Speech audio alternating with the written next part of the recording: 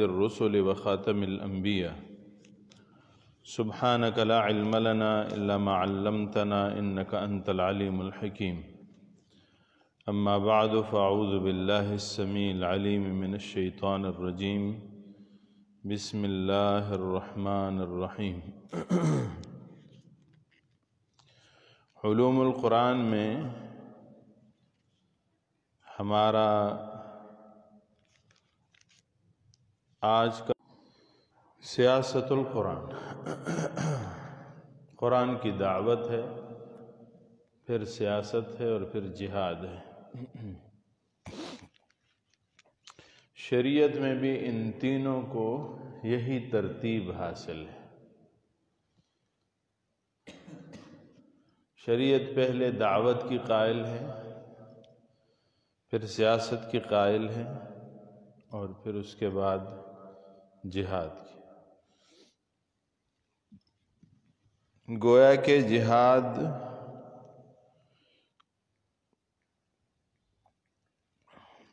سیاست کا ہی ایک حصہ ہے اور دعوت بھی۔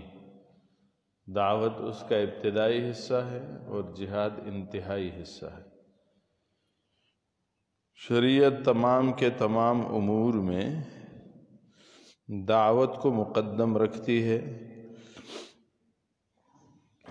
اس کے بعد سیاست اور اس کے بعد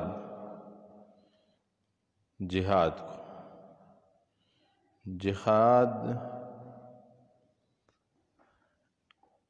آخری آپشن کے طور پہ استعمال ہونے والا عمل ہے۔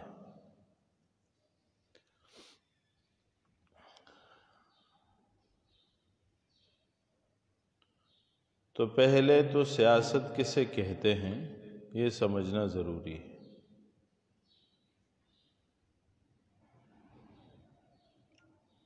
سیاست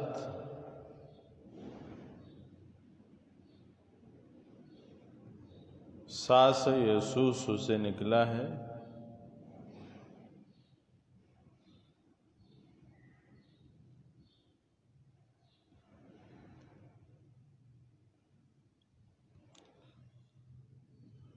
اور اس کا معنی ہے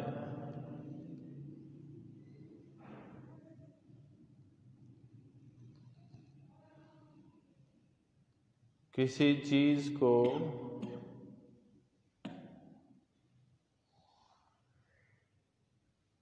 کسی چیز کی تفتیش اور تحقیق کرنا، اسے اندر سے جانچ کے کھول کے دیکھنا کہ اس میں کیا ہے۔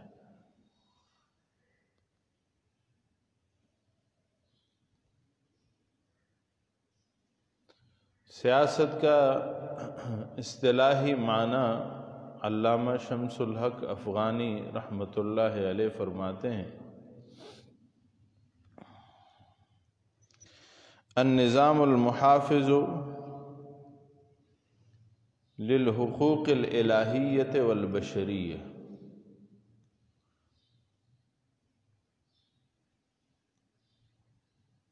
سیاست اس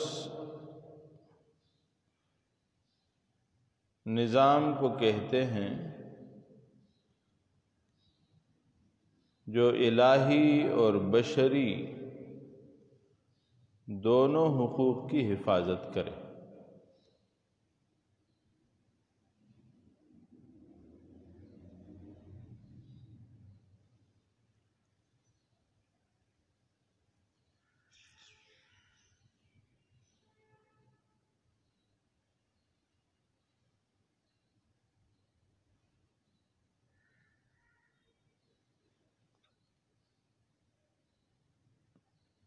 یا یوں کہہ دیں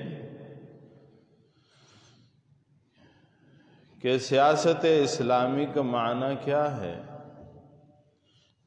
اجتماعی نظام کو قرآن و سنت کے مطابق کرنا،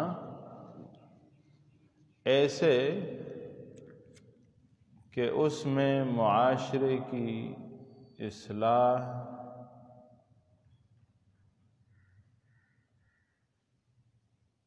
اور انسانوں سمیت تمام مخلوقات کے حقوق پورے ہوں۔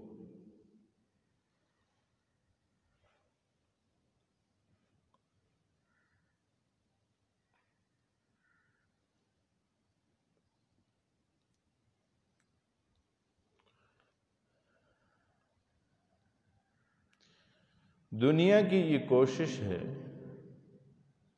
کہ حقیقی اسلامی نمائندگی دنیا میں نہ ہو۔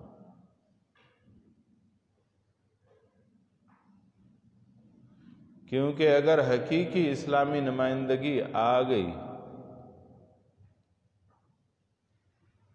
تو پھر انہوں نے یہ جعلی نظام قائم کیے ہوئے ہیں، یہ سب نظام ٹوٹ پھوٹ کر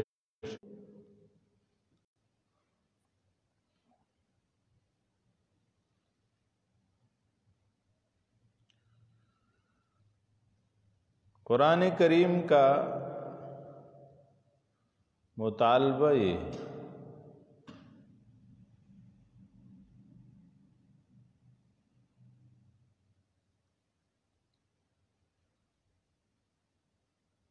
کہ اپنے نفس سے اصلاح شروع کرو، گھر، قرب و جوار،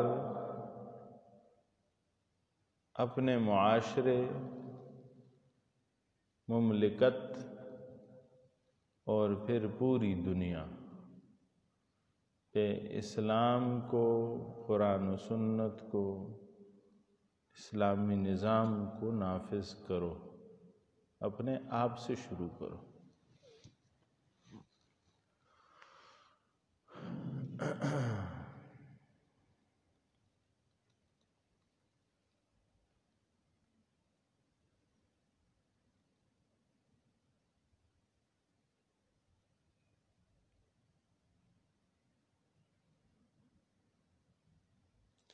مولانا احمد علی لاہوری رحمۃ اللہ علیہ، مولانا عبید اللہ سندھی رحمۃ اللہ علیہ،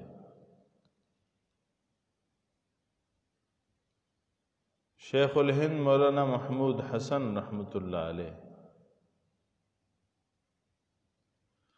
جو اس صدی کے مجدد ہیں،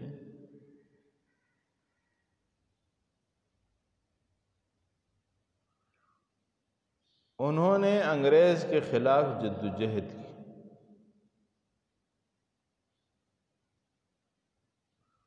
دعوت کا طریقہ بھی اپنایا،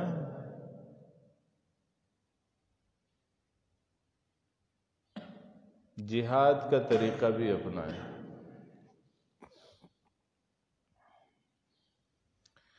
بزرگوں نے، انہوں نے اس سے سیکھا۔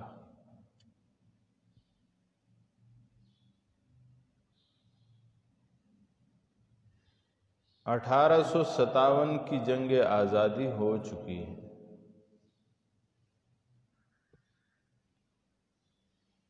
دارالعلوم دیوبند کی بنیاد رکھی جا چکی ہے۔ 1919 میں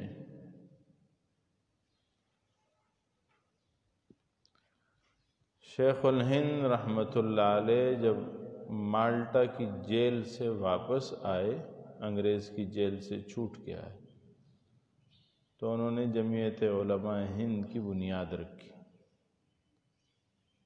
اور اس میں تمام طبقات کو اپنے ساتھ ملایا۔ ٹارگٹ یہ تھا کہ اس دھرتی کو انگریز سے آزاد کرنا ہے، تو ہندوؤں کو، سکھوں کو، عیسائیوں کو، روافض کو، کسی کا فرق نہیں رکھا، کسی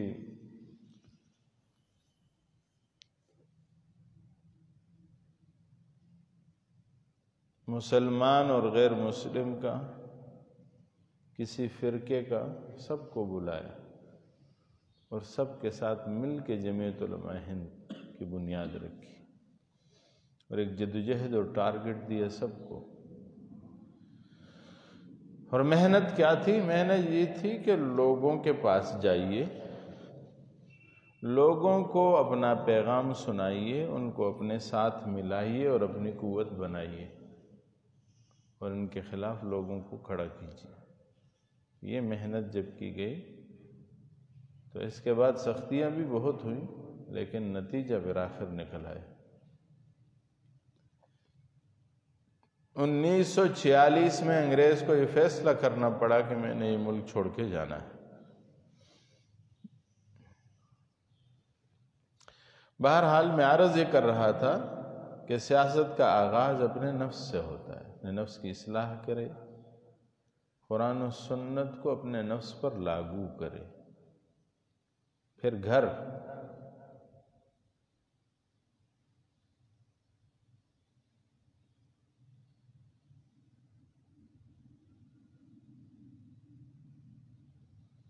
کی اصلاح کرے، پھر اس کے بعد قرب و جوار، اپنے آس پاس کے اور گھروں محلے کو اس کی اصلاح کرے۔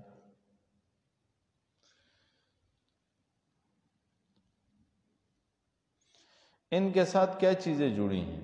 نظام صلاۃ، نظام تعلیم و تعلم،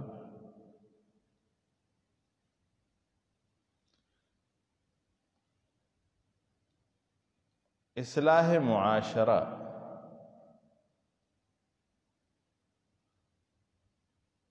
نظام اخلاق عظیمہ۔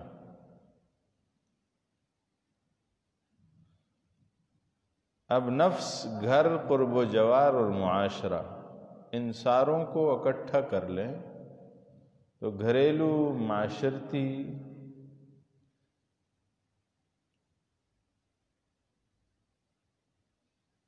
زندگی کو قرآن کے تابع بنانا ہے، حدیث کے تابع بنانا ہے۔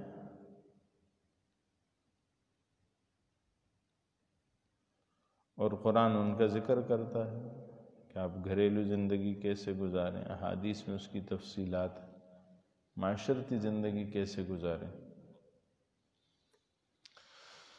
نہ صرف قرآن و حدیث میں ان کا ذکر ہے بلکہ ان کے لیے اصول وضع کیے گئے ہیں۔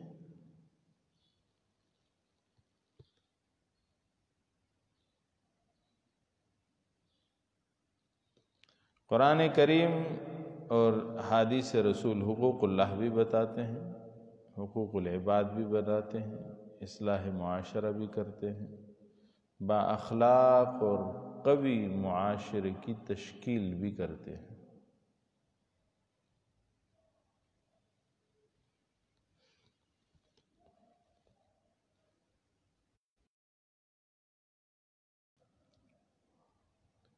سیاست مدینہ یا فَأُولَئِكَ هُمُ الظَّالِمُونَ وَمَن لَّمْ يَحْكُم بِمَا أَنزَلَ اللَّهُ فَأُولَئِكَ هُمُ الْكَافِرُونَ۔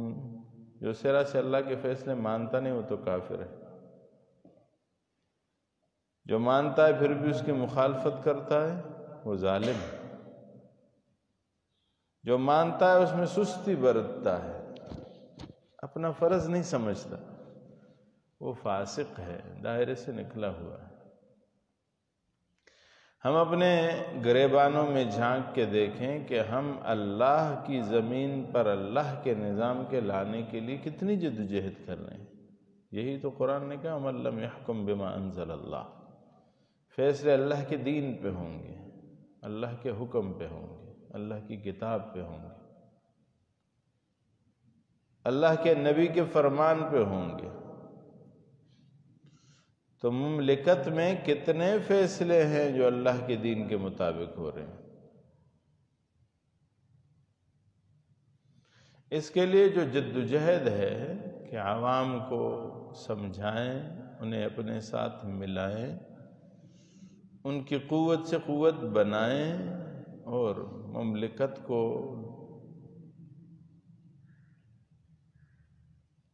اس بات پہ لائیں کہ وہ قرآن و سنت کے مطابق قانون سازی کریں، اور قرآن و سنت کے قانون لاگو ہو کلی طور پر۔ یہ تو میں عرض کر رہا تھا نفس کی اصلاح، پھر گھر کی، پھر قرب و جوار کی، پھر معاشرہ کی، پھر مملکت کی۔ اس کے بعد ختم نہیں ہو گئی بات، سیاست میں بات ختم نہیں ہوئی، بلکہ اس سے بڑھ کر پھر دنیا ہے، ساری دنیا، کیونکہ ٹارگٹ تو ساری دنیا پہ اللہ کے نظام کو لانا ہے، کیونکہ ساری دنیا اللہ کی ہے۔ یہ ساری زمین اللہ کی ہے، تو اس ساری زمین پہ نظام بھی اللہ کا ہونا چاہیے۔ یہی آسان اور سادہ سا پیغام، اور قرآن اسی کا تقاضا کر رہا ہے، ان الحکم الا للہ، کسی کے لیے فیصلہ نہیں، فیصلہ اللہ کا ہے۔ دنیا میں حاکمیت کسی کی نہیں، اللہ کی ہے۔ وَلِلَّهِ مِيرَاثُ السَّمَاوَاتِ وَالْأَرْضِ، میراث آسمان و زمینوں کا، وہ بھی تو اللہ جل شانہ کے پاس ہے۔ کون ایسا کہہ سکتا ہے کہ کائنات ارضی، کائنات سماوی کا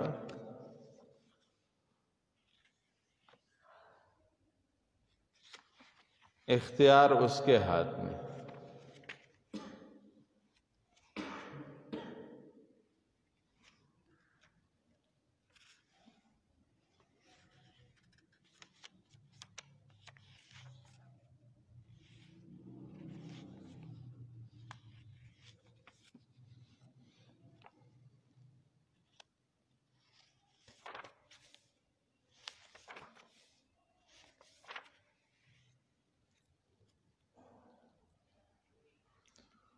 قرآن کریم نے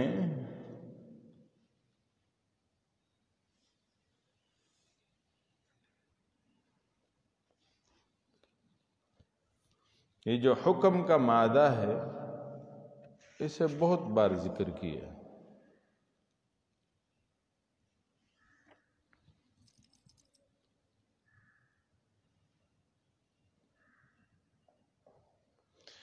سورہ غافر آیت نمبر 48، قال الذين استكبروا انا كل فيها ان الله قد حكم بين العباد۔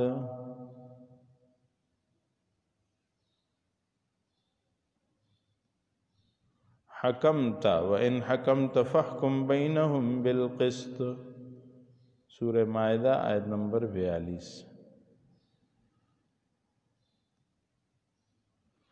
حکم تم فیصلہ کرو تو،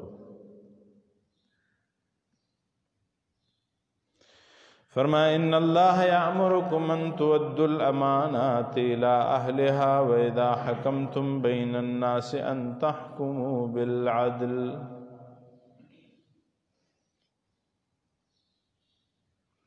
سورہ آل عمران آیت نمبر 55، فاحکموا، فرمایا ثم الی مرجعکم فاحکم بینکم فیما کنتم فیہ تختلفون۔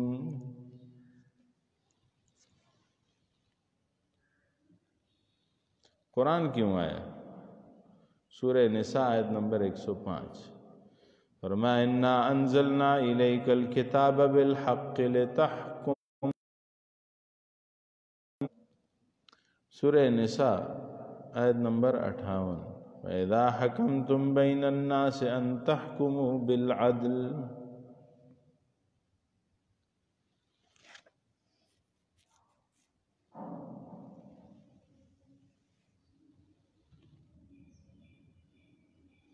سورہ یونس آیت نمبر 35،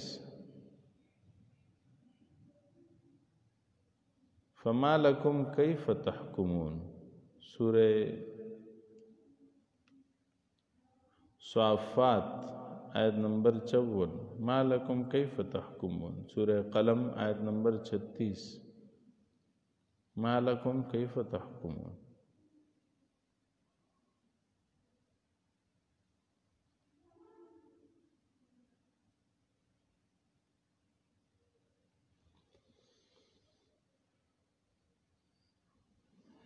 سورہ بقرہ آیت نمبر 113، فرمایا فاللہ یحکم بینہم یوم القیامت فیما کانوا فیہ یختلفون۔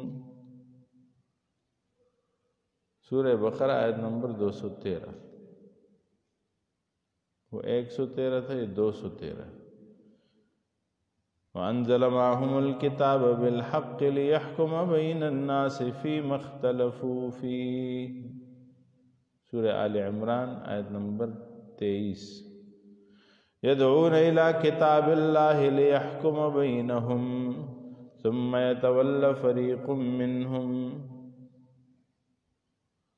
سورہ نساء آیت نمبر 141۔ فَاللَّهُ يَحْكُمُ بَيْنَكُمْ يَوْمَ الْقِيَامَةِ۔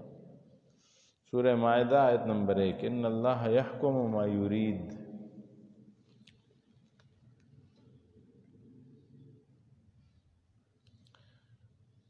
اور صرف حضور نہیں، انبیاء علیہ السلام نے بھی کی۔ سورہ مائدہ آیت نمبر 44۔ یحکم بہا النبیون الذین اسلموا للذین ہادوا۔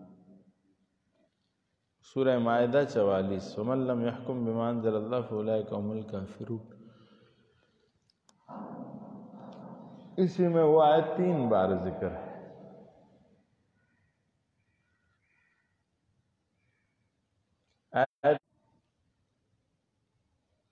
آیت نمبر 47 کا ایک حصہ یہ بھی ہے وَلْيَحْكُمْ أَهْلُ الْإِنْجِيلِ بِمَا أَنزَلَ اللَّهُ فِيهِ۔ اہل انجیل کو بھی چاہیے کہ اپنی کتاب پہ فیصلہ کرے۔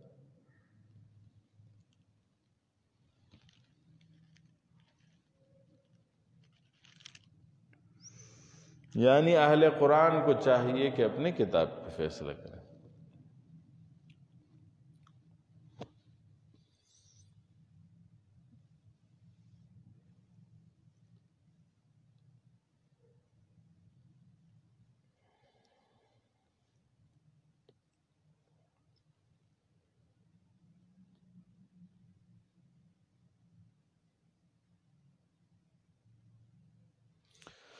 سورہ یوسف میں آ رہا ہے آیت نمبر 27۔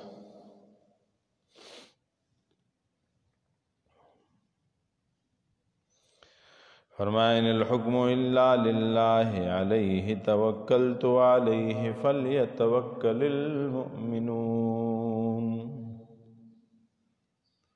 سورہ انعام میں یہی آیت ہے اس طرح کے مضمون کے ساتھ۔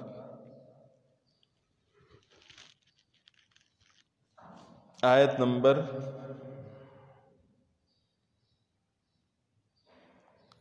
57۔ فرمایا ان الحکم الا للہ یقص الحق وهو خیر الفاصلین۔ سورہ یوسف آیت نمبر 40 میں بھی ان الحکم الا للہ امر اللہ تعبدوا الا ایاہ۔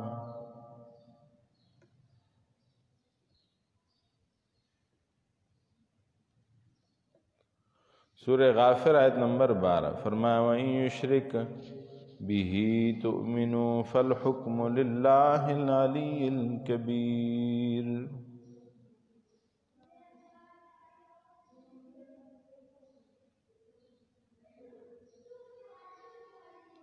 تو ان تمام چیزوں کو قرآن کریم ذکر کرتا ہے۔ بہر کیف دنیا جب ٹارگٹ تو اللہ جل شانہ کیا فرماتے ہیں؟ ساری کائنات پہ اب اللہ کا نظام ہونا چاہیے۔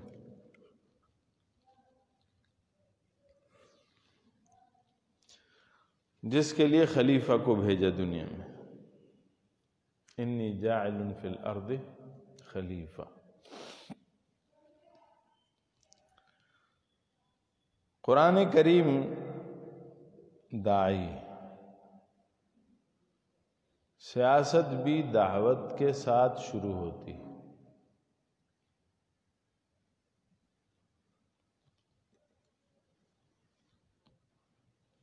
پہلے آپ کیا کریں گے؟ انفرادی دعوت دیں گے۔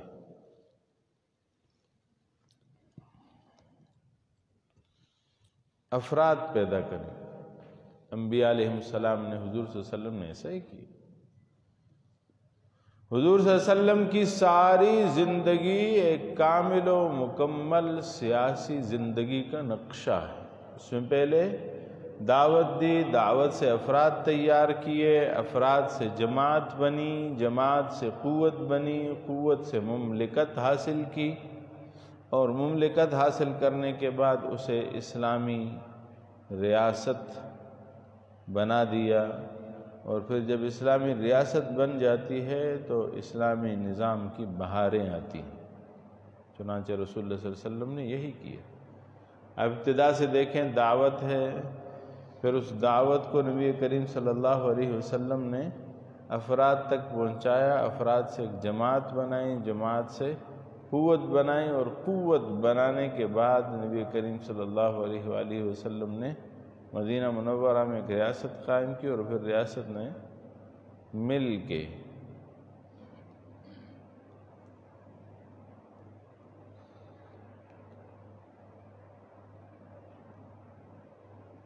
نظام دنیا کو للکارا۔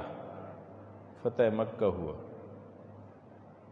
اور فتح مکہ کے بعد تو جیسے سارے لوگ ہی زیر ہو گئے۔ لیکن شروع کہاں سے ہوا؟ افراد سے۔ اقبال کہتے ہیں افراد کے ہاتھوں میں ہے اقوام کی تقدیر، ہر فرد ہے ملت کے مقدر کا ستارہ۔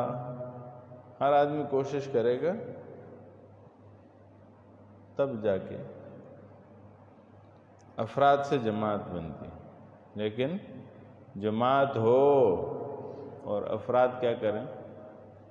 اپنی اپنی طرف رسی کو کھینچنا شروع کر دیں۔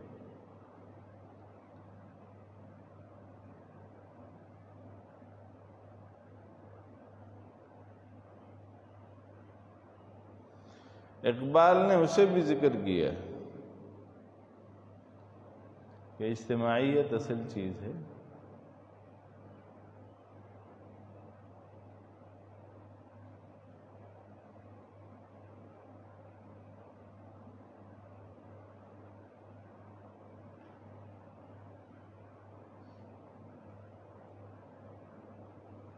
کہتے ہیں موج ہے دریا میں اور بیرون دریا کچھ نہیں۔ آپ موج کی حیثیت اور اہمیت کہاں ہے؟ دریا کے اندر ہے۔ اگر وہ موج آپ اٹھا کے باہر لے آئیں تو تھوڑا سا پانی ہوتا ہے، اس کی تو کوئی اہمیت نہیں۔ وہی موج ہر چیز بدل سکتی، لیکن جب دریا کے اندر ہو۔ انفرادی محنت بہت زیادہ کرنی پڑتی، اجتماعی محنت میں آپ تھوڑا سا حصہ لگاتے ہیں اور اس لہر کی مانند ہوتا ہے جو دریا کو بہاتا رہتا ہے۔ بہر کیف تو سیاست ہے، قرآن کیا ہے؟ کہ قرآن کریم یہ چاہتا ہے کہ قرآن کے نظام کو دنیا پہ لایا جائے۔ اس کے لیے اب دعوت کا طریقہ اختیار کریں، وہ ابتدا ہوگی، جہاد کا طریقہ اختیار کریں، وہ انتہا ہوگی۔ ان دونوں کے بیچ میں جو رستہ ہوتا ہے اسے کہتے ہیں سیاست، جو کبھی دعوت اور کبھی جہاد کے ذریعے سے چلتا ہے۔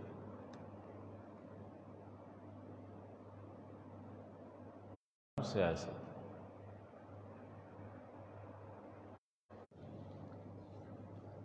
پھر تب اسلامی نظام کی بہار آئے، پھر وہ دور آئے گا کہ فرات کے کنارے کتا بھی پیاسا نہیں مرے گا۔ پھر وہ دور آئے گا جو نظام مدینہ حضرت عثمان رضی اللہ تعالیٰ عنہ نے دیا۔ رضی اللہ تعالیٰ عنہ کی مملکت میں بہت بڑی مملکت تھی، کوئی کم و بیش 36 سے 40 لاکھ مربع میل پہ حکومت میں کوئی ایک جو زکوٰۃ کو قبول کر لے۔ یہ نظام اسلام کی برکت بھی ہوتی ہے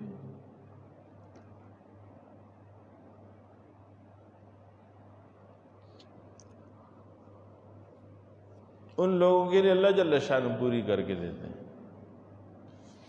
میوے زیادہ ہوتے ہیں، پھل زیادہ ہوتے ہیں، کیونکہ اللہ کی زمین پہ، دھرتی پہ جب اللہ کا نظام ہوگا اور غالب ہوگا تو اللہ خوش ہوگا ان سے۔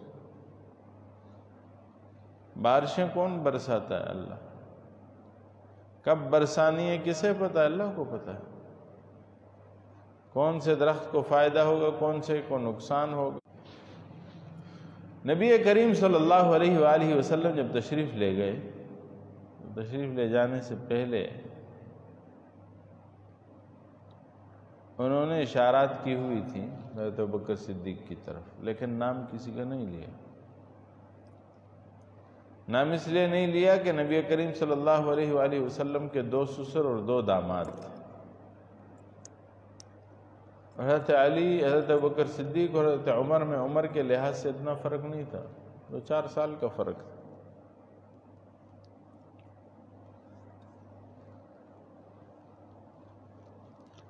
لیکن حضرت ابوبکر صدیق عمر میں بڑے تھے۔ آپ رضی اللہ تعالی عنہ غالباً نبی کریم صلی اللہ علیہ وسلم سے عمر میں 2 سال چھوٹے تھے، حضرت ابوبکر صدیق۔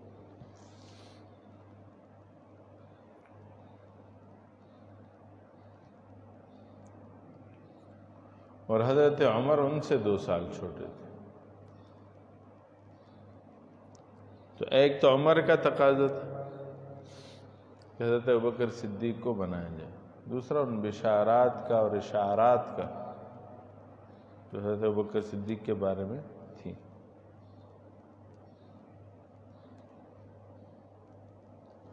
تو میں نے تفصیلی واقعہ عرض کیا کہ کیسے حضرت ابوبکر صدیق رضی اللہ عنہ خلیفہ بنے، لیکن خلیفہ بن گئے، ان کے بعد حضرت عمر آئے، خلیفہ بنے، حضرت عثمان آئے، خلیفہ بنے، حضرت علی آئے، خلیفہ بنے، حضرت حسن آئے، خلیفہ بنے، حضرت امیر معاویہ آئے، خلیفہ بنے، اور اس کے بعد نظام خلافت سے نکل کر ملوکیت میں آئے، بادشاہیاں بن گئی۔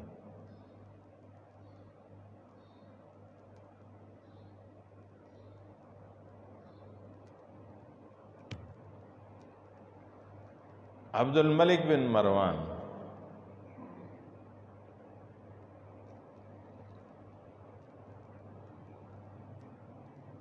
اور خلفاء کا ایک طویل سلسلہ ہے، ہم انی جاعل فی الارض خلیفہ میں پڑھ چکے ہیں کہ کون کون سے خلفاء تھے، کہاں سے لے کر کہاں تک ایک ایک کا نام پڑھا ہے ہم۔ بہرحال خلافت عثمانیہ تک آ کر خلافت ختم ہوئی، گرچہ اس میں بھی وہ آئیڈیل خلافت پہلے ہی ختم ہو چکی تھی، لیکن اس کے بعد تو بالکل ہی بادشاہی نظام آ گیا۔ عرب اب بھی عرب میں بادشاہ ہیں، خلیفہ نہیں۔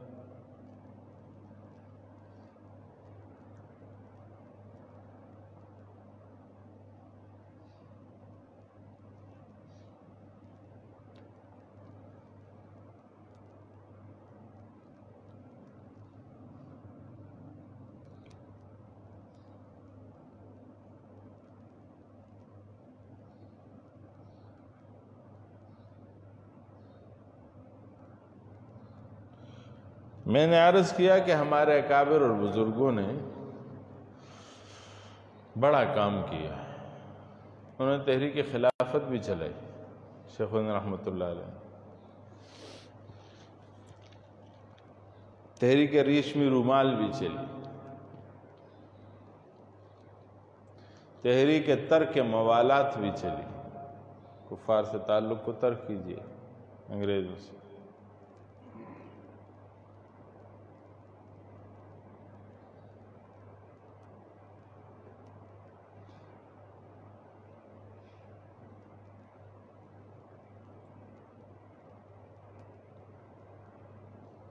جب وہ تمام چیزیں خاطر خواہ فائدہ نہ دے سکیں،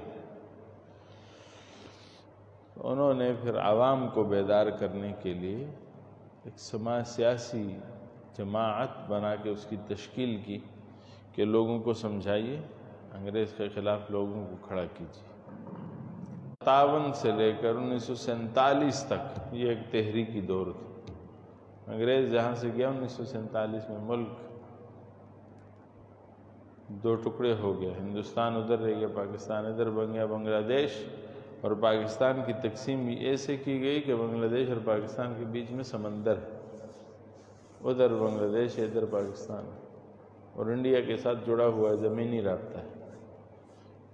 علماء نے کہا کہ تقسیم غلط ہے، لیکن اکثریت مسلم آبادی کے صوبے جو ہیں وہ شامل کیے گئے اس امیر کے معاملے میں۔ ادھر انڈیا اور چائنا کے بیچ میں لداخ کو ڈال دیا کہ وہ ایک ایریا ہے، کہ وہ خوبصورت ایریا ہے، تو انہوں نے سوچا کہ چلے انہیں وہاں پھنسا لے۔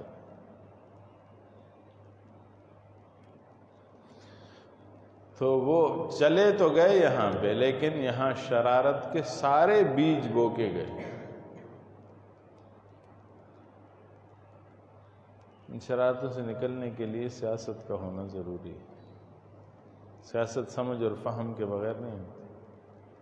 آپ کو پتہ ہونا چاہیے کہ اب دعوت دینی ہے یہاں پہ، یا کسی جذبے والی تقریر سے کام چل جائے گا یا نہیں، پھر جہاد کے بغیر کوئی علاج نہیں ہے۔ تو یہ فیصلہ خلیفہ وقت، بادشاہ وقت میں کرنا ہوتا ہے۔ خیر، ایک ہے نظام خلافت، دوسرا نظام سلطنت اور بادشاہی، اور تیسرا نظام جو ہمارے ملک میں بھی ہے جسے نظام شورائی کہتے ہیں، شورائی نظام۔ شورائی نظام میں کیا ہوتا ہے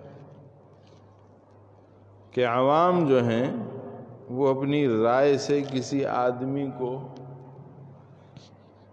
بڑی جگہ پہ، بڑی کونسل میں بھیجتا ہے، میں اور آپ ووٹ ڈالتے ہیں، اور ایک قومی اسمبلی کا ممبر وہ پاس ہو کے قومی اسمبلی کی نشست گاہ پہ پہنچتا ہے۔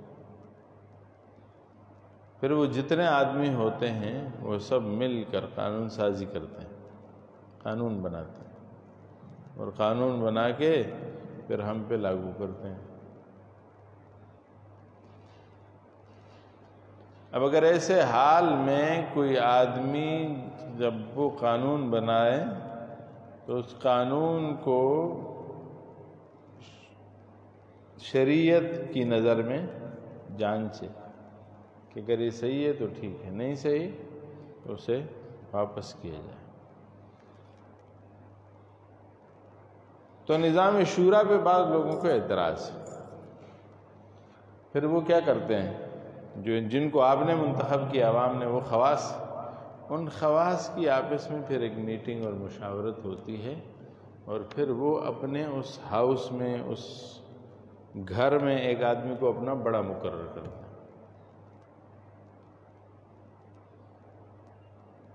اور پھر وہ نظام مملکت چلاتا ہے۔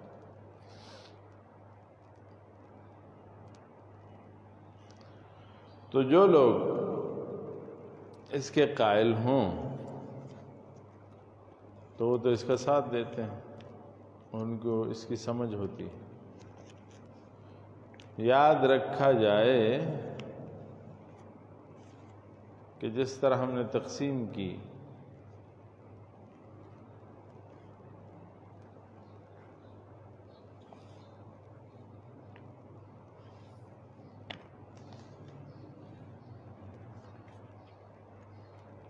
جس طرح ہم نے تقسیم کی،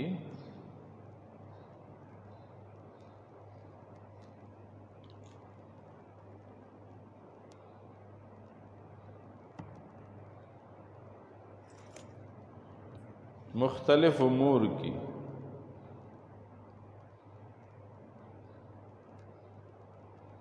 کہ سیاست جو ہے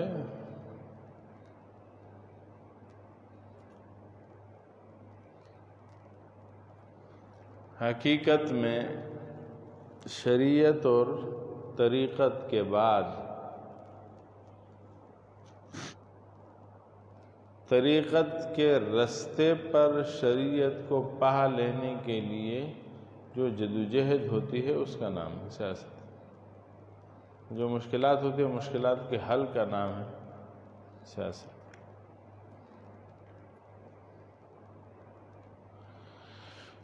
دنیا بھر میں دنیا اس کی مخالف ہے کہ آپ نظام خلافت لائیں یا نظام اسلامی امارت لائیں یا نظام لائیں اسلامی ریاست کا یا نظام لائیں اسلامی شورا کا۔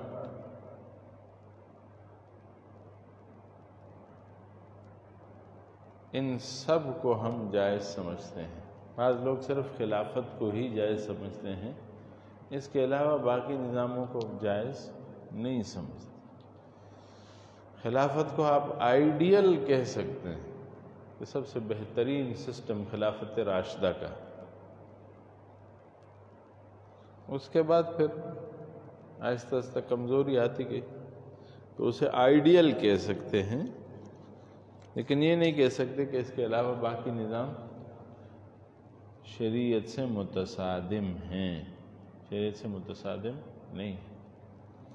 حضرت ابوبکر صدیق رضی اللہ تعالیٰ عنہ کا انتخاب خلافت پہ ہوا، حضرت عمر رضی اللہ تعالیٰ عنہ نے آپ کا نام پیش کیا کہ یہ ہمارے خلیفہ ہیں، سب حضرت عمر نے آ کے بیعت کی، پھر باقی سب لوگوں نے آ کے بیعت کی اور حضرت ابوبکر صدیق خلیفہ بن گئے۔ دوسرا طریقہ کیا تھا؟ جب حضرت ابوبکر صدیق وفات پا رہے تھے تو ابوبکر صدیق نے نام لے کے بتایا کہ عمر کو خلیفہ بنانا، تو حضرت عمر رضی اللہ عنہ کے ہاتھ پہ لوگوں نے بیعت کی اور خلیفہ بن گئے۔ جب حضرت عمر رضی اللہ عنہ وفات پا رہے تھے تو عمر نے کوئی وصیت نہیں کی کہ کس کو امیر بنانا۔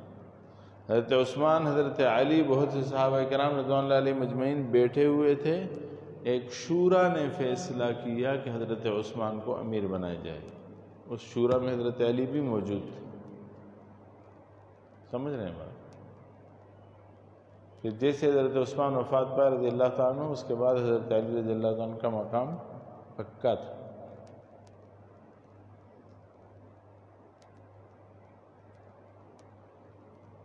اس سے ظاہر ہوتا ہے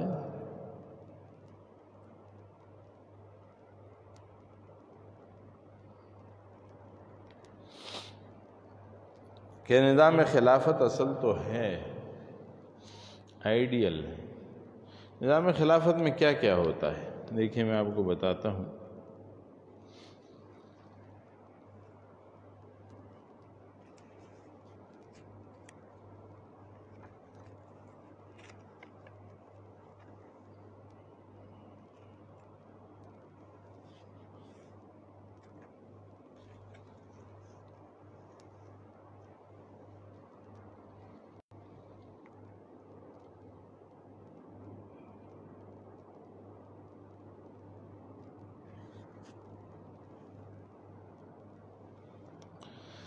ایک اس میں نقطہ یہ ہے نظام خلافت میں، الحاکمیت للہ والسیادت للشرع، حاکمیت اعلیٰ اللہ کے پاس ہے اور سیادت شریعت کے پاس ہے۔ دوسرا، سلطان الامہ، امت کا سلطان، سربراہ۔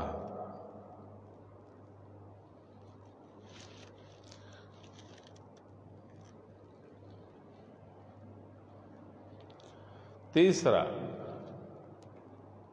خلیفۃ واحد للامت الاسلامی، ایک امت کے لیے ایک خلیفہ ہونا چاہیے۔ اقبال نے اسی وجہ سے کہا تھا نا کہ چین و عرب ہمارا، ہندوستان ہمارا، مسلم ہے ہم، وطن ہے سارا جہاں ہمارا۔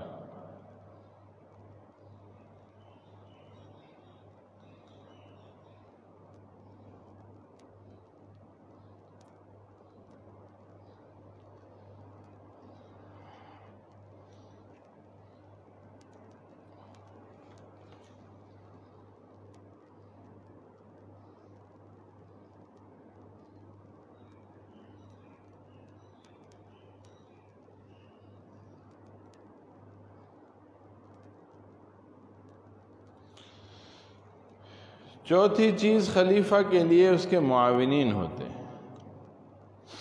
مختلف علاقوں میں گورنر مقرر کیے جاتے ہیں، جو مقرر گورنر ان کے ساتھ اعانت کرتے ہیں، اور ان کی ایک باڈی ہوتی ہے جو باڈی ان کے ساتھ تعاون کرتی ہے، جسے ہم عاملہ بھی کہہ سکتے ہیں، اور جسے کابینہ کی آج کل کی کیبنٹ کہا جاتا ہے، کابینہ جسے ہم کہتے ہیں کہ یہ فلاں بادشاہ کے وزیر اعظم کے کابینہ کے لوگ ہیں۔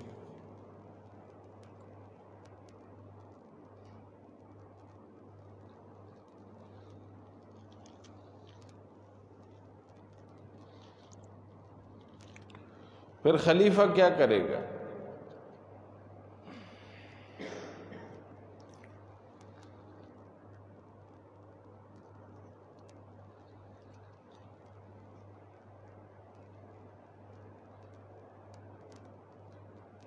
ایک اس کے لیے ہوں گے معاونو تفویض، کسی چیز کو نافذ کرنے کے لیے، بنانے کے لیے معاونین۔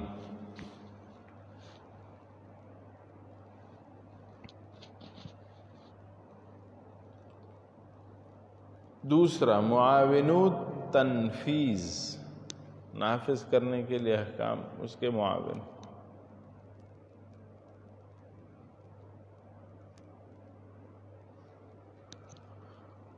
پھر خلیفہ خود امیر الجہاد بالجیش ہوتا ہے، لشکر کا امیر۔ اس کے علاوہ ایک سسٹم ہوتا ہے الولاة والعمال، ولی اور عاملین، جو آس پاس کے علاقوں میں جا کر زکوٰۃ کا مال لے کر آتے ہیں اور اسے سنبھال کے رکھتے ہیں۔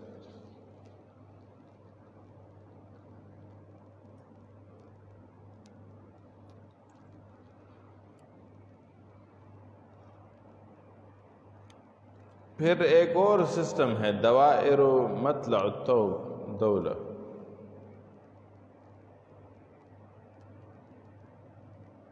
دولت کے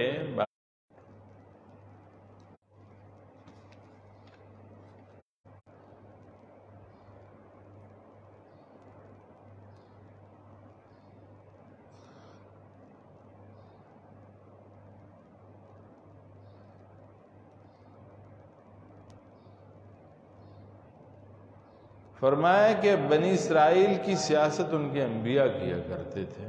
جب بھی کوئی نبی وفات پاتا تو دوسرا نبی آ جاتا جو ان کی جگہ کو سنبھالتا تھا، اور میں آخری نبی ہوں، میرے بعد کوئی نبی نہیں آئے، نہ خاتم النبیین لا نبی بعدی۔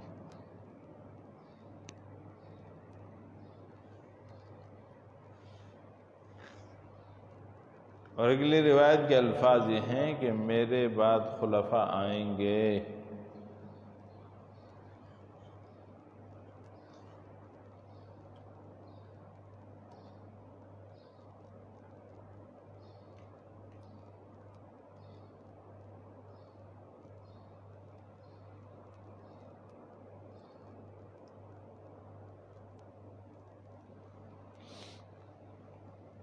اور وہ کیا کریں گے؟ دین حق کی خدمات سر انجام دیں گے۔ اب ایک اور پروپیگنڈا ہوتا ہے جس کا جواب سمجھنے کی ضرورت ہے۔ دنیا بھر میں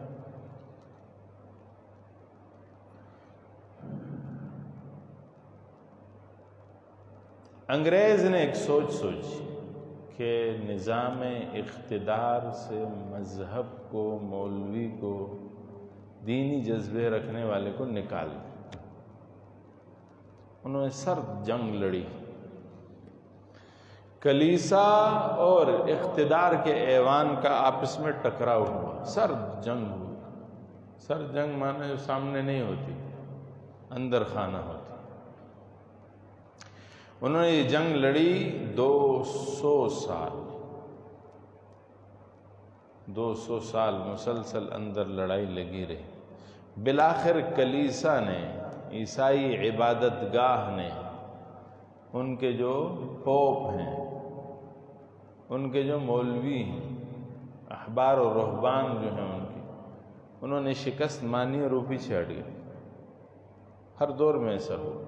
میں نے آپ کو جب عیسائیت کی تعلیم اور کتاب کے حوالے سے بحث کی تھی، وہاں آپ کے ذہن میں ہوگا کہ ہم نے پڑھا تھا کہ انہوں نے کتابیں کیسے بنائی، انہوں نے روزے کیسے اضافہ کیے۔ 30 روزے تھے، ایک نے 47 کر دیے، دوسرے نے 50 کر دیے۔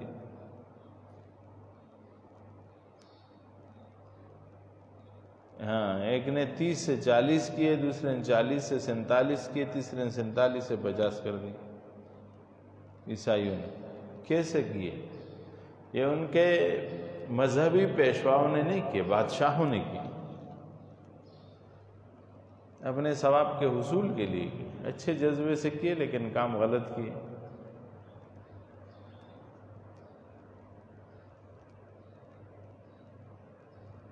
پھر عیسائی اقتدار نے عیسائی مذہب کو پیچھے دھکیلا،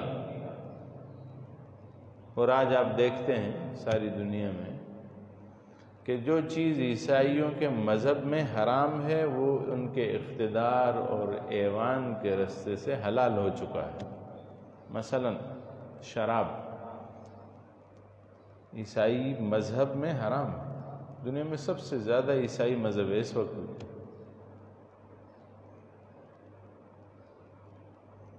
عیسائیت میں شراب حرام ہے، لیکن شراب ہر عیسائی ملک میں قانوناً جائز ہے۔ زنا اور بدکاری عیسائیت میں حرام ہے، یہودیت میں حرام ہے، لیکن ہر عیسائی مملکت میں قانون پاس ہو چکا ہے کہ زنا بالرضا جائز ہے۔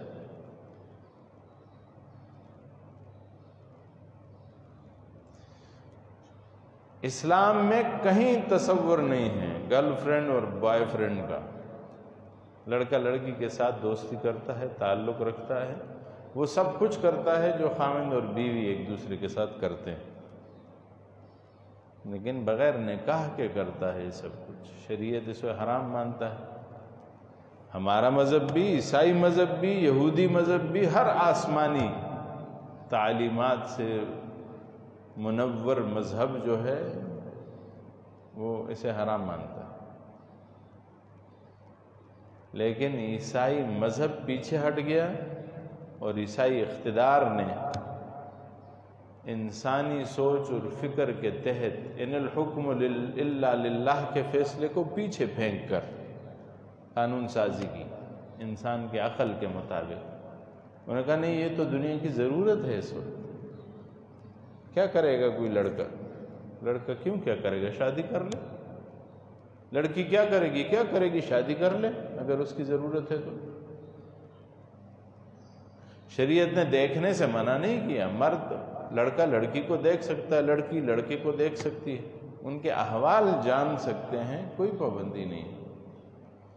رضا سے شادی کر سکتے ہیں، اپنی پسند کی شادی کر سکتے ہیں، لیکن اس کا یہ مطلب تو نہیں ہے کہ نکاح کیے بغیر ہی ایک دوسرے کے ساتھ رہیں، سالوں سال تک رہیں۔ لیکن میں نے عرض کیا نا کہ انہوں نے سیاست کو، مذہب کو سیاست سے نکال کے باہر کیا۔ کہتے ہیں سیاست میں مذہب کا کوئی عمل دخل نہیں ہونا چاہیے۔ اس کا نتیجہ یہ نکلا کہ گرل فرینڈ بوائے فرینڈ شریعت میں منع ہے، ان کے مذہب میں منع ہے، اور ان کے تمام مملکتوں نے اس کی حفاظت کے لیے قوانین بنائے، اس ناجائز کی حفاظت کے لیے قوانین بنائے۔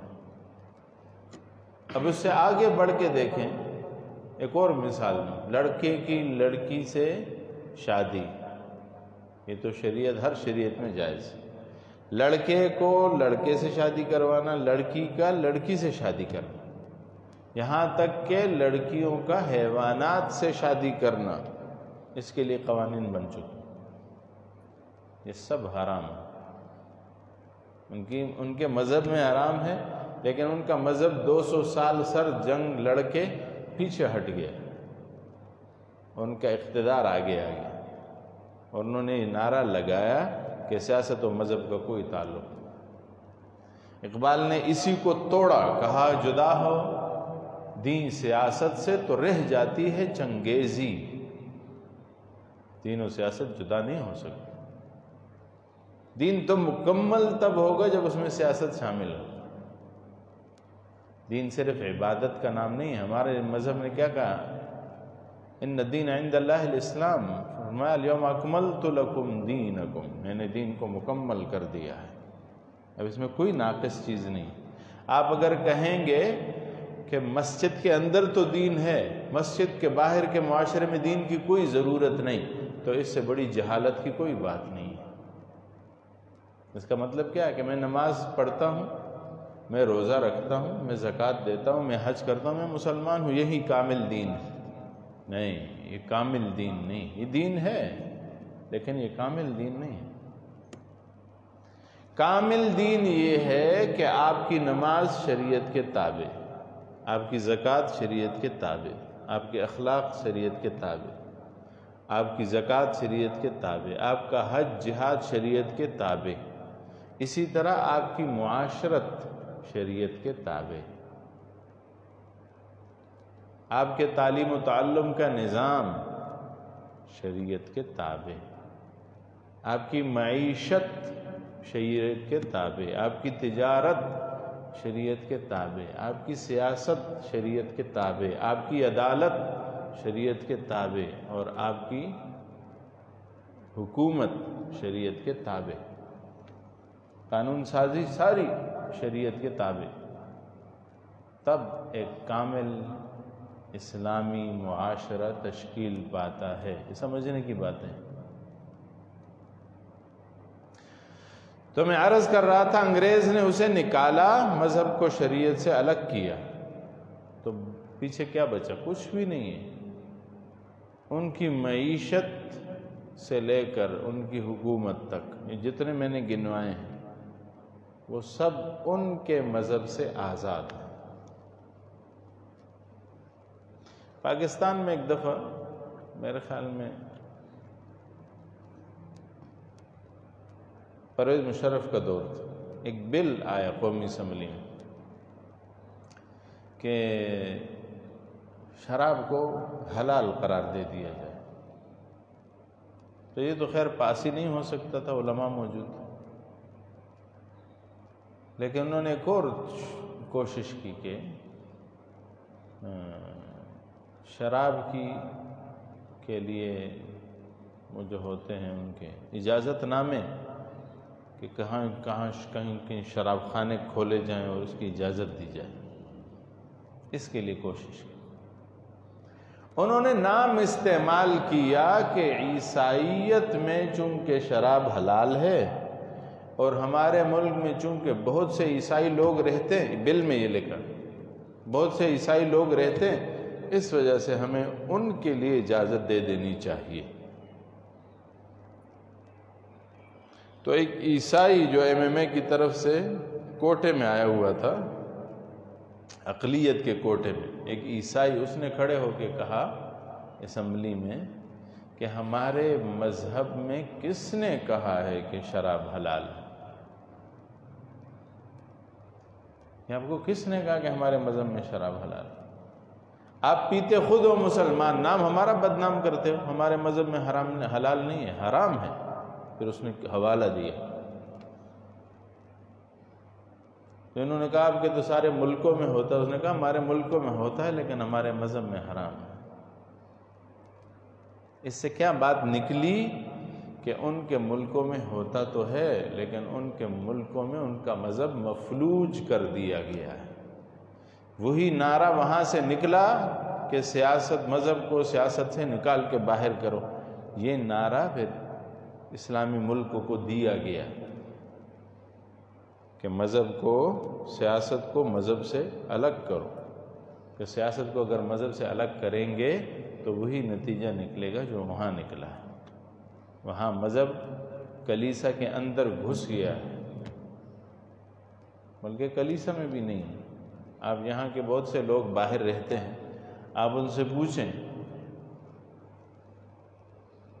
کہ کلیسا کا کیا حال ہے، وہاں کی عیسائی عبادت خانے کا کیا حال ہے؟ کوئی نہیں آتا وہاں، کیونکہ انہیں پتہ ہے کہ اس کا کوئی کردار نہیں ہے معاشرے، کوئی کردار نہیں ہے کلیسا کا معاشرے۔ کیوں جائے کوئی کلیسا؟ وہاں کلیسا میں صرف اس لیے جاتے ہیں کہ ہفتہ بھر، مہینہ بھر، سال بھر گناہ کرتے رہتے ہیں، جو مرضی کرتے ہیں، شراب پی، زنا کریں، بدکاری کریں، سود کھائیں، جو کچھ مرضی، ظلم کریں، قتل کریں، پھر وہاں جا کے ایک دن، کسی بھی دن اگر موقع مل جائے تو چلے جائیں اور چرچ کے اندر بیٹھ کر وہ جو پادری بیٹھا ہوتا ہے اس کے سامنے جا کر اپنے گناہوں کا اقرار کر کے کہیں کہ مجھے اللہ سے معافی لے کے دو۔ وہ پیسے سے لے کے کہتا ہے چلو معاف کر دیا، یہ جاتا ہے، باہر نکلتا ہے، سمجھتا ہے میں معاف ہو گیا ہوں، پھر نئے سرے سے شروع ہو جاتا ہے۔ یہ ہے سارا کردار کلیسا کا، اور کوئی کردار نہیں۔ میرے بھائی ہیں بڑے، حضرت مولانا ڈاکٹر فضل خالق صاحب، وہ ان کے پاس ایک مسجد ہے اس وقت، وہ جو مسجد ان کے پاس ہے وہ بھی کنورٹ مسجد، مطلب پہلے عیسائی عبادت خانہ تھا، تو عیسائی عبادت خانے میں لوگ کوئی آتے نہیں تھے، ویسے ہی پڑا رہتا تھا، خراب ہو رہا تھا، زمانے ہو گئے کوئی نہیں آ رہا، پھر کسی آدمی نے اسے لیا مسجد بنانے کے لیے، انہوں نے ان کے حوالے کیا بعد میں، کیونکہ شاید ان سے بھی نہیں چل سکا، تو کیا نتیجہ نکلا؟ وہ کلیسا مسجد بن گئی، کیونکہ کلیسا میں کوئی آنے کو تیار نہیں۔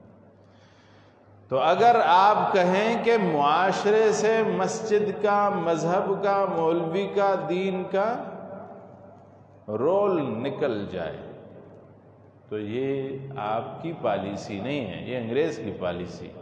تو لہذا سوچ سمجھ کے بات کیا کریں کہ سیاست میں مذہب نہیں ہونا چاہیے، مذہب میں سیاست نہیں ہونی چاہیے۔ وہ کہتے ہیں یہ فلاں جو مولوی ہے نا، یہ سیاسی مولوی۔ میں مولویوں کی بڑی قدر کرتا ہوں، بڑا احترام کرتا ہوں، بڑے بڑے شریف آپ کو ملیں گے اس طرح کہتے ہوئے کہ میں مولویوں کا بڑا احترام کرتا ہوں، لیکن میں سیاسی مولوی نہیں مانتا۔ یہ نعرہ جو ہے یہ قادیانیوں نے دیا اس ملک کو کہ میں سیاسی مولوی کو نہیں مانتا، کیونکہ ایک سیاسی مولوی نے قادیانی کا جنازہ نکالا اس ملک سے۔ مفکر اسلام مولانا مفتی محمود رحمۃ اللہ علیہ فرماتے ہیں کہ میں جب اسمبلی میں جاتا تھا، جمعیت علماء سے ووٹ لڑ کے اسمبلی میں گیا تو کہنے لگا ادھر بھی عورتیں بیٹھی تھیں، وہاں بھی عورتیں بیٹھی تھیں، جس اجلاس میں جاتا بے پردہ عورتیں، جس ماحول میں جاتا بے پردہ عورتیں۔ تو میں نے اپنے دل میں ایک دن اللہ جل شانہ سے دعا کی کہ اے اللہ، میں نے کیا ایسا گناہ کر لیا ہے کہ تو نے مجھے بخاری سے اٹھا دیا، تفسیر سے اٹھا دیا، فقہ کی خدمت سے اٹھا دیا، طلباء کے درس سے اٹھا دیا، اور یہاں لا کے پھینک دیا جہاں ساری طرف گناہ ہی گناہ۔ فرماتے ہیں میں اس پہ کڑتا رہتا تھا اندر کہ یہ میں کیا کر رہا ہوں، لیکن جب اللہ نے مجھ سے ختم نبوت کا کام لیا اسمبلی میں تو میں نے سمجھ لیا تھا کہ اللہ نے مجھ سے بہت بڑی خدمت لینی تھی، اس وجہ سے مجھے اس ماحول سے نکال کے اس ماحول میں لائے۔ عزیزان محترم، یہ بات سوچنے کی، سمجھنے کی ہے کہ سیاست اسلامی ایک حقیقت ہے۔ نبی کریم صلی اللہ علیہ وسلم سب سے بڑے سیاستدان تھے۔ حضور صلی اللہ علیہ وسلم نماز بھی سکھاتے تھے، روزہ بھی سکھاتے تھے، حج بھی سکھاتے تھے، ممبر پہ بھی ہوتے تھے۔ جہاد کا جب میدان لگتا تھا حضور چیف آف آرمی سٹاف ہوتے تھے، جب عدالت لگتی تھی تو حضور صلی اللہ علیہ وسلم چیف جسٹس ہوتے تھے، اور جب مملکت کے فیصلے آتے تو نبی کریم صلی اللہ علیہ وسلم وقت کے بادشاہ تھے۔ ایک اور نکتہ آپ کو سمجھاؤں چلتے چلتے، اگر کوئی عیسائی اور یہودی کہے، عیسائی زیادہ تر یہ بات کرتے ہیں کہ کسی مذہب کو سیاست میں نہیں، کسی مولوی کو سیاست میں نہیں ہونا چاہیے، یعنی حکومت مولوی کا کام نہیں ہے، اس کا کام ہے مسجد میں بیٹھے ذکر کرے، اللہ اللہ کرے، بس یہ باتیں نہ کرے۔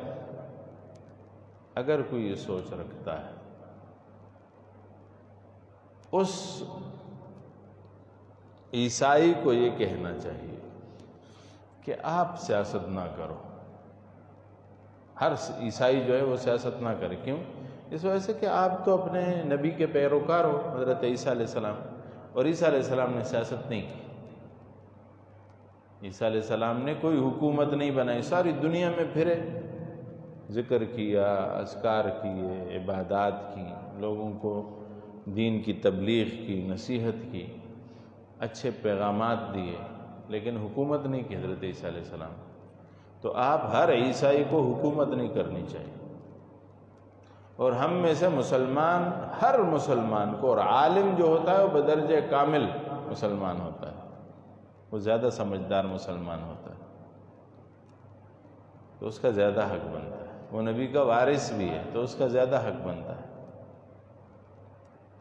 کہ ہم اپنی نبی کو کاپی کریں، آپ اپنے نبی کو کاپی کریں۔ آپ کے نبی نے سیاست نہیں کی، آپ بھی نہ کریں، ہمارے نبی نے کی ہے، ہم بھی کریں گے۔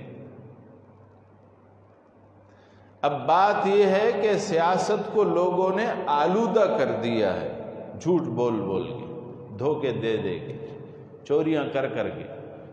تو لوگ یہ سمجھتے ہیں کہ مولوی صاحب آپ بڑے نیک آدمی ہیں، سیاست تو بہت بڑا گند ہے۔ جب کسی محلے میں گند پھیل جائے نا، اس محلے کو صاف کرنے کے لیے صاف کپڑے پہنے ہوئے لوگوں کو اس گند میں اترنا پڑتا ہے تاکہ اس گند کو صاف کریں۔ اب اگر ہر نیک آدمی گھر میں چھپ کے بیٹھ جائے اور گندے لوگوں کے پاس ملک کا اقتدار آ جائے تو اور گند بڑھے گا یا کم ہوگا؟ گند بڑھے گا۔ شریف لوگوں کو، نیک لوگوں کو، متقی لوگوں کو، پرہیزگار لوگوں کو، صاف پاک صاف دامن لوگوں کو اس میدان میں اترنا پڑے گا تاکہ اسے صاف کیا جا سکے۔